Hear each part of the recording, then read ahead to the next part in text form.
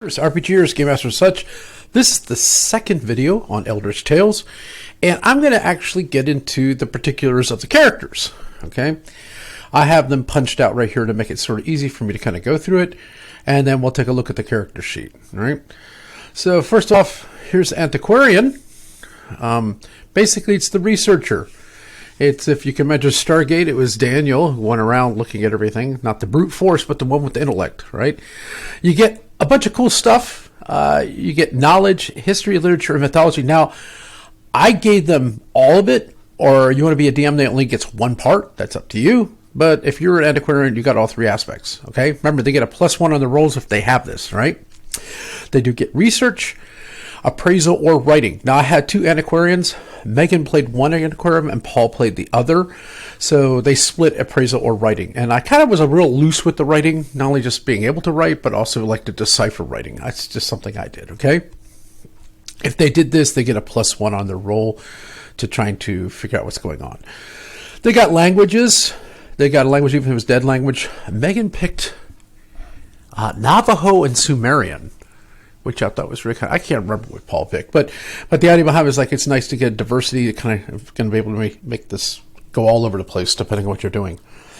And it talks about the aspect of being a researcher. What do you get out of it? Like, you spend several days doing it, and then I'll give you some kind of hints of what's going on. They do get a +2 bonus on your saving throw versus mind control or insanity, which is going to be kind of important because their saving throw, I think, is a 15, so it brings it down to about a 13, I believe. They aren't really good on martial arts. They use clubs and handguns and wear light armor. Actually, none of the characters wore armor in the game I was playing, and it seemed to do just fine for what we were playing. So you get a bonus if you're into using that XP bonus thing. And this is the ascending chart right here. They start with the saving throw of 15, and you get a +2 against insanity, which is very helpful because that makes it a 13, so you don't go crazy, right? So one hit dice, I let them max with hit dice. So that's just my way of doing it. So they start off with 6 hit points, and that's all she got. Unless she had a constitution bonus, I don't think she did. She just had 6 hit points. Makes her very delicate. It's a cool little picture. Causin, I think, wrote that one. But very simple. Look at 2 pages, and most of it's a picture on the second one. You have a character sheet. Very quick. Lift and load and start playing. Like 42 minutes total character build for everybody in the game, which I thought was really nice. We have a combatant. Frank Helene was playing the combatant. And so basically the attribute feat that involves athletics, first aid, knowledge such as militia, right, military, driving or survival. And then it increases at 4th level. Keep in mind, these games are made to really, just to go to about 10th level. I think in this case, what's it say, 8th level? Yeah, 6th level. And they kind of like plateau. And you see how many videos out there as a dungeon master for, I mean, most people watch this are dungeon masters, I think, that once you get too high in level, the games kind of break. It's no longer a challenge. So it's nice that the thing's small enough that you get to a point, you can still do investigation. How well you tell a story has a lot to do with it. And then, you know, it keeps it interesting. Maybe you give them another feat when they get another level. If they get to a certain, you know, you could decide ways that they feel like they're still doing things. But I like it staying low level. It's my preference for play, right? And then here's the one that can attack multiple combatants at the same time. If they have, let's say he's a 5th hit dice combatant, he can attack up to 5 1-hit dice things. So that's kind of nice. It's the typical fighter aspect, right? And then they can have a morale. I get a +1 or a bonus on saving throws against fear if they're in there, right? So it helps morale. They get a bonus to saving throws versus fear and death. And they can use any kind of weapon or any kind of armor. And they get one martial contact. Now, what's funny is Kelly was playing this character. And I'll talk about it in the adventure, picked the cop, saying, I know you. And because the way the adventure's set up, which is very geolocated to where we live, it was sort of an awesome thing that she pulled out, right? Got a nice little picture of a guy registered right there, pugilist, right? He gets a bonus +1 to his first hit die roll. So she started off with 7, but the saving throw is 16, a little higher. And you can see how this ascends, like I said, up to 6th level, right? The next one is the opportunist, which I guess of all classes, maybe this would be like a thief class if you're going to be calling this some kind of D&D connection to what's going on here. But there is someone that takes advantage of the situation at hand, sneaking, appraisal, dry perception, you know. They have a whole bunch of things. Obviously, it doesn't really fit a category because of all the things it can do. That's what I like about this game. It's not just so cookie cutter, which is sort of funny, right? They have a knack for succeeding when others fail. They may re-roll one failed die roll per game session, which is kind of nice. They get the backstab. They go +2 to attack if they go from behind, right? So this is kind of cool. Versus traps, explosions, and stunning. They get their bonuses, right? And they could use handguns, submachine guns, thrown weapons, and they could wear light or medium armor. Now, nobody played the opportunist in our crew, which I thought was really strange. Everyone passed on it. We ended up with 2 that were Antiquarians, okay, even though they had a group of 4. You can see how this person, or it's a she here, would ascend. Of course, she's got the Derringer, looking cool, stealing something.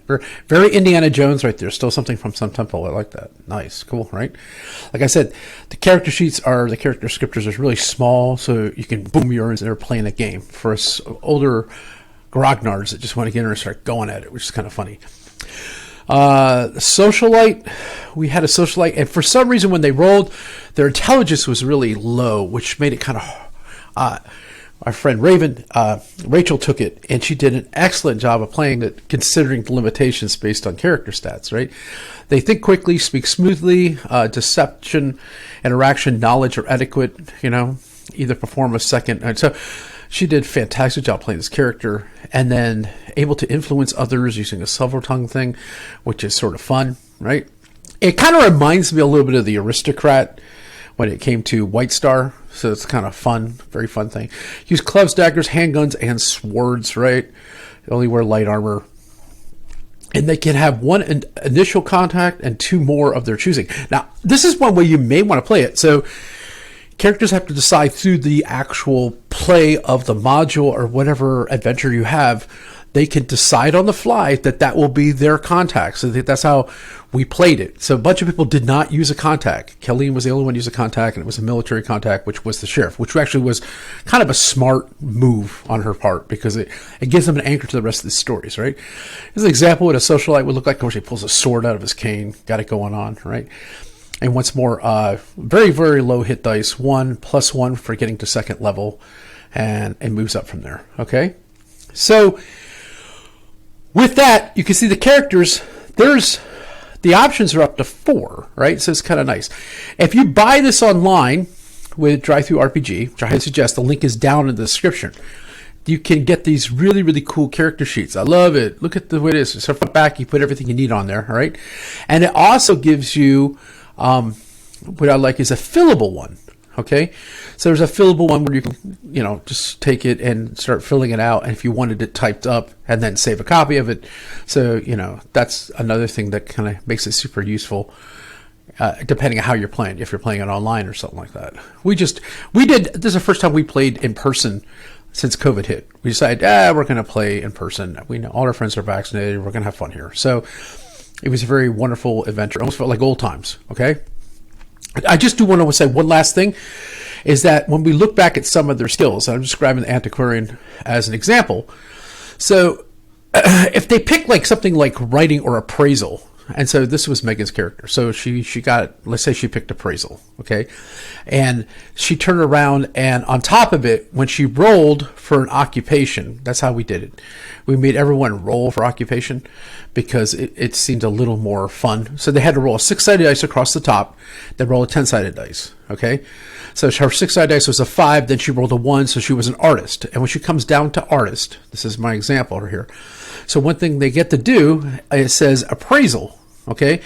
So not only does she get a bonus, but now she gets to roll 2 6-sided dice and take the higher one to see whether or not she passes for appraisal. Now appraisal, like, I keep these things sort of, how would you say, open for if they can interpret it a certain way.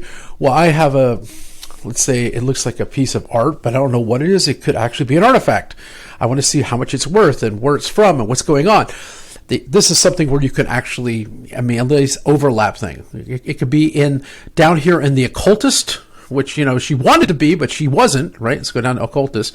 This person gets a little more interesting mythology, occult research, and but she has like an artifact now, and she's appraising it, and therefore like you said, this is fun. It's great for a group to find out what's going on, okay? So, once again, The occupation and skill thing, there's like they overlap, they kind of hook together, but they're kind of separate too at the same time. With that, that's pretty much all I have to say about the actual characters. It's nice because if you look at it, it's sort of thin, right? There's 1, 2, 3, 4, but that's all you need. And it forces the character to make them unique. So that's the important, the actual player is going to take that character and make them unique in their own way based on which direction they want to go with it.